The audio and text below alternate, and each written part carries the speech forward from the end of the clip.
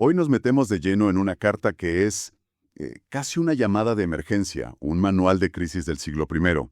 Es un texto brevísimo del Nuevo Testamento, la Epístola de Judas, pero se lee con la atención de una alarma de incendios, de verdad. Nuestra misión hoy es entender qué provocó esa alarma. Vamos a analizar una comunidad que al parecer ha sido infiltrada. Y veremos el plan de acción que propone Judas, que tiene como 3 actos. Primero, el diagnóstico del problema. Segundo, un perfil muy detallado del enemigo interno. Y tercero, pues el manual de supervivencia para los que resisten. Es una descripción perfecta, sí. Y lo que hace única esta carta es su arsenal, por así decirlo. Judas no solo usa las escrituras hebreas, sino que echa mano de lo que podríamos llamar los blockbusters culturales de su época, ¿sabes? Textos muy populares, como el libro de Enoc, que hoy no están en la Biblia. Y esto nos da una ventana fascinante a cómo se comunicaban las ideas en aquel entonces.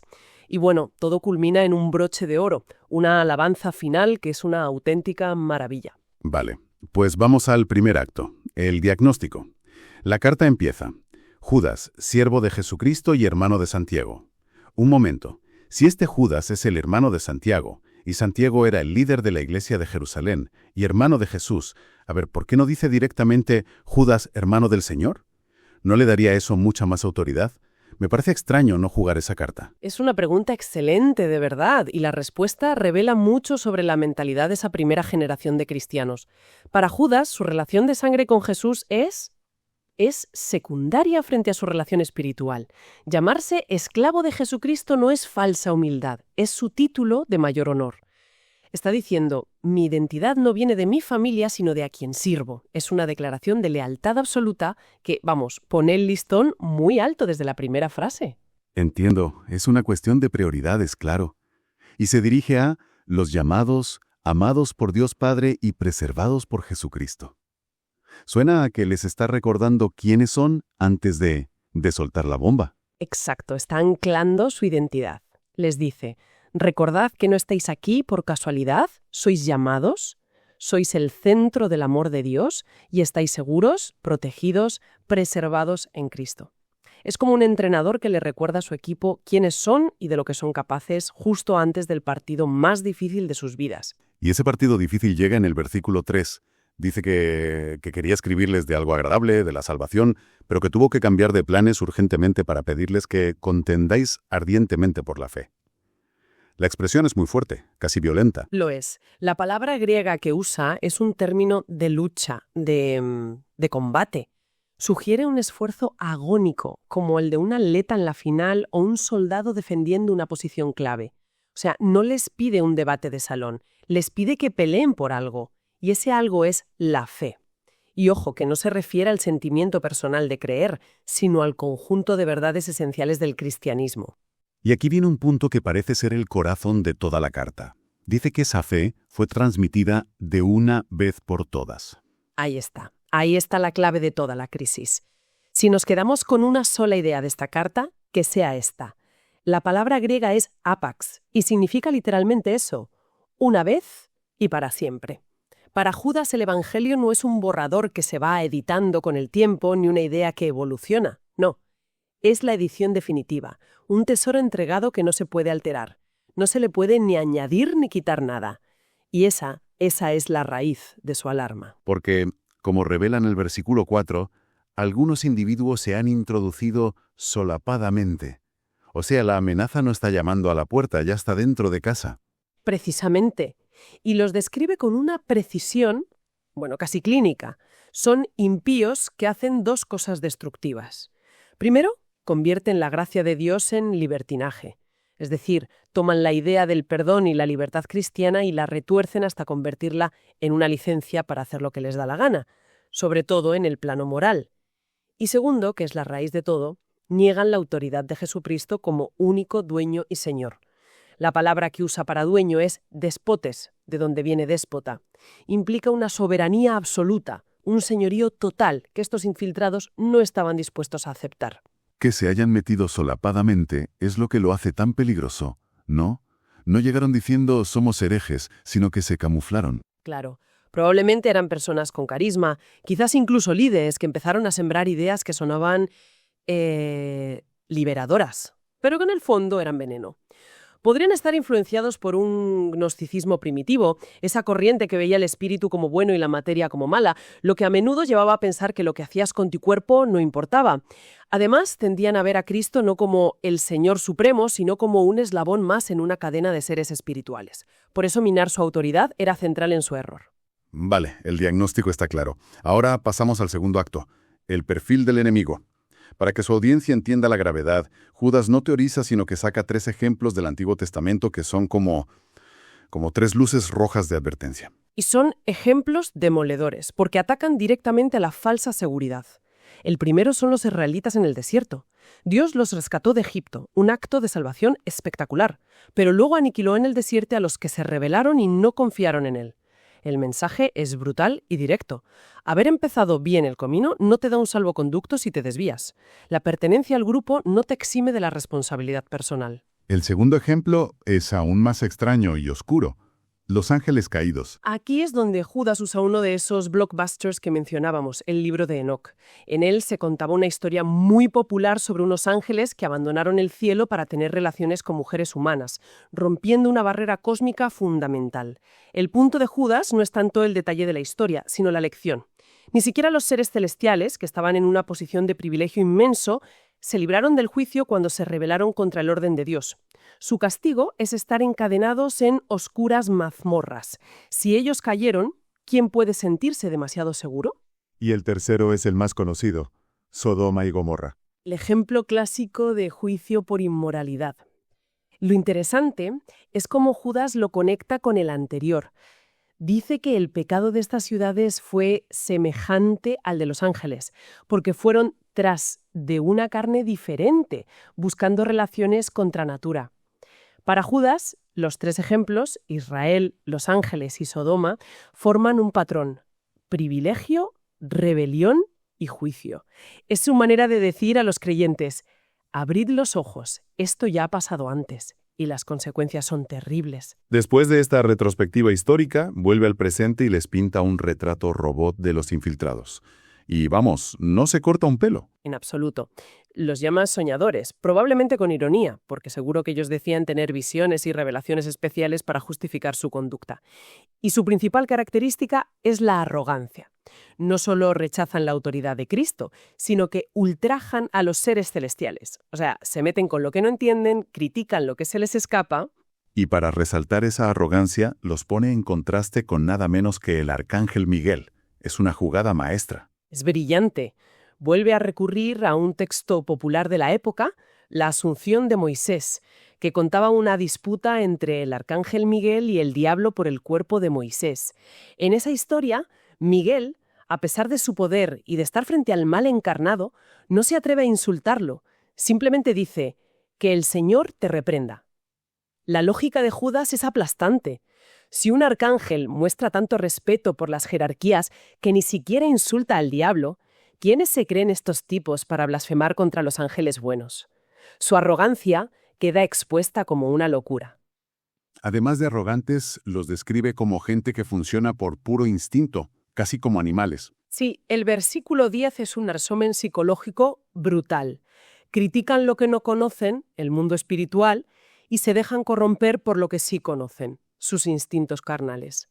Pero lo hacen como animales irracionales. Se guían por sus apetitos sin ningún tipo de freno moral, creyendo que la gracia de Dios es una red de seguridad que les permite vivir así. Y por si no había quedado claro, los compara con 3 de los villanos más famosos del Antiguo Testamento. Es como presentar el salón de la infamia. Primero, el camino de Caín, una religiosidad superficial que esconde envidia y falta de fe verdadera. Segundo, el extravío de Balaam, el profeta que, por dinero, estuvo dispuesto a maldecir al pueblo de Dios y promover la inmoralidad. Y tercero, la rebelión de Coré, el que se levantó contra la autoridad establecida por Dios, la de Moisés y Aarón. Con estos 3, Judas cubre la hipocresía religiosa, la avaricia ministerial y la rebelión contra el liderazgo legítimo. Está claro que no se anda con rodeos, pero la siguiente serie de imágenes que usa es quizá la más devastadora de todas, porque son metáforas muy visuales. Desde luego, Judas no se andaba con indirectas. Esto es el equivalente a una tiradera del siglo I, pero con consecuencias eternas. Y las imágenes son potentísimas.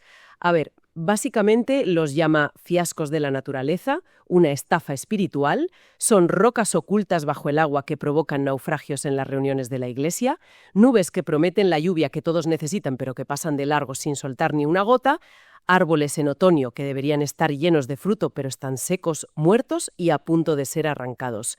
Son todo apariencia, pero por dentro están vacíos y son peligrosos. La imagen del árbol 2 veces muerto es especialmente dura. Sí, es una forma de decir que no tienen remedio. Primero, estaban muertos en sus pecados, como todo el mundo antes de la fe. Y segundo, a pesar de su profesión de fe, siguen muertos, incapaces de producir nada bueno. Y las dos últimas metáforas describen el resultado de su carácter. Son como olas salvajes del mar que solo arrojan espuma sucia, su propia vergüenza a la vista de todos y estrellas errantes que en vez de guiar a los navegantes los llevan al desastre.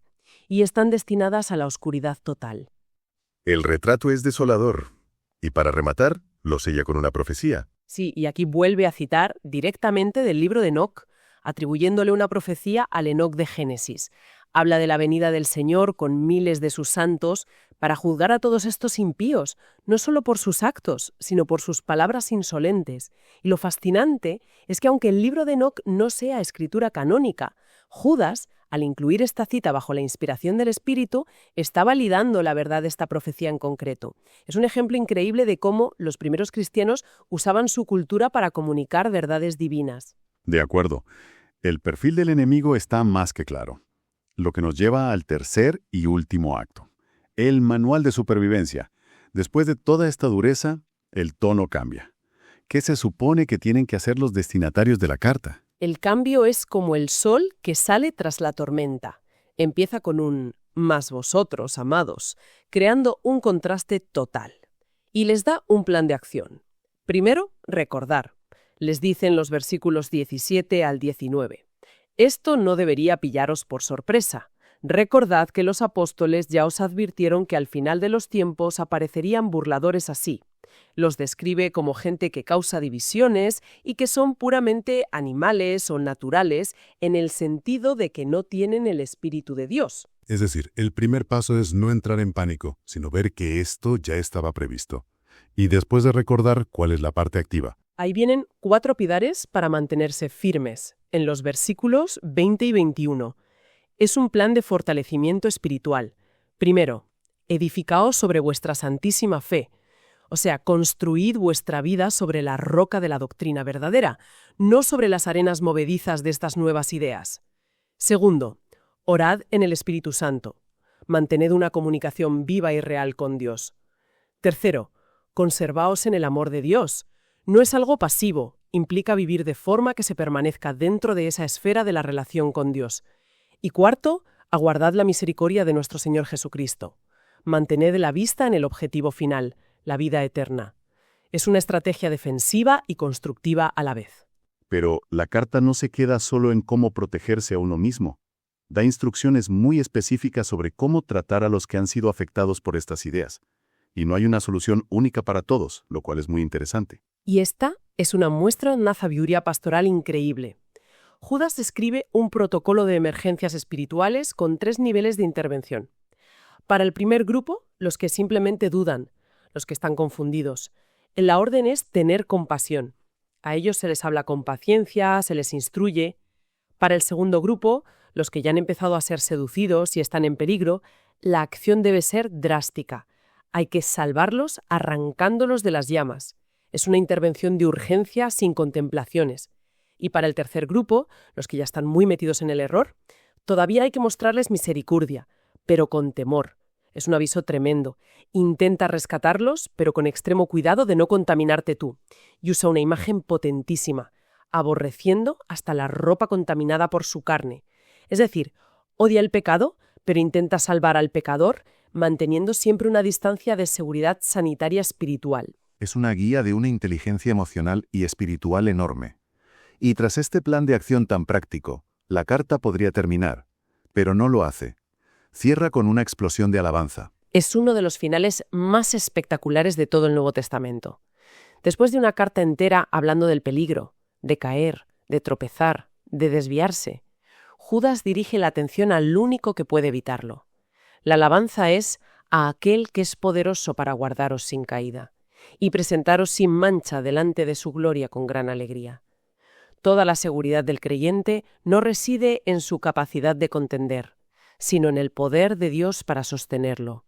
Es el ancla final. Y le atribuye a Dios una acumulación de títulos impresionante. Sí, gloria, majestad, imperio y potencia. Es como si las palabras se le quedaran cortas para describir la grandeza de Dios.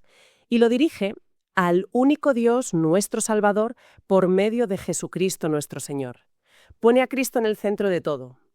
Pero lo que le da una dimensión cósmica es el marco temporal. Esta gloria y poder le pertenecen a Dios desde antes de todos los tiempos, ahora y por todos los siglos. Amén. Abarca la eternidad pasada, el presente y toda la eternidad futura. Es el cierre perfecto, una declaración de que a pesar de la crisis y la infiltración, el que tiene el control absoluto y final es Dios. La carta de Judas insiste en contender por la fe que ha sido transmitida de una vez por todas. Un cuerpo de verdad inmutable. Esto nos deja con una pregunta final para la reflexión, que va mucho más allá de este texto. ¿Cómo se equilibra la defensa de un núcleo de verdad que se considera fijo e inalterable con la necesidad de interpretar y aplicar esa misma verdad en contextos culturales y personales, que no dejan de cambiar? Encontrar ese equilibrio entre la firmeza y la adaptación es quizás uno de los grandes desafíos, no solo para la fe, sino para cualquier sistema de ideas que aspira a perdurar.